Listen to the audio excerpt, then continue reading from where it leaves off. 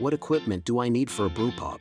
Today I will mainly introduce which equipment size is more suitable for you. First of all, we must understand the combination of craft beer equipment. Brewing equipment mainly includes malt milling, brewhouse, fermentation, refrigeration, cleaning, control, and auxiliary configuration. Considering the fermentation duration of craft beer is about 14 days.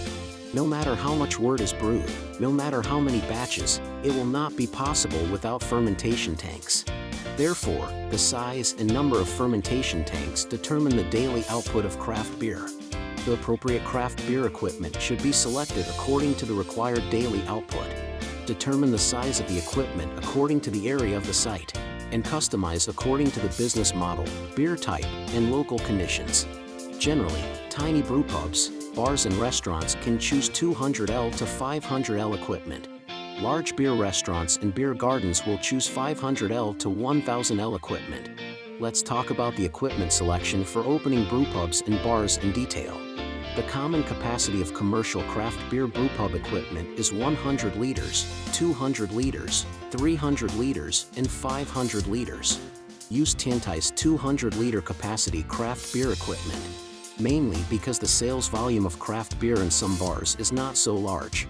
200 liters can be self-sustaining. The price of beer equipment is relatively low. Small bars brew craft beer with this capacity. The 500-liter craft beer equipment is a hot sale model. It is efficient and can meet the daily consumption of many restaurants, bars, or breweries, but also available for takeaway or wholesale business. Before seeking equipment quotes, you'd better know the specific size of the location and the beer demand, in order to find the equipment model that suits your needs. If you have any questions about brewing equipment and quotation requirements, don't hesitate to get in touch with us directly.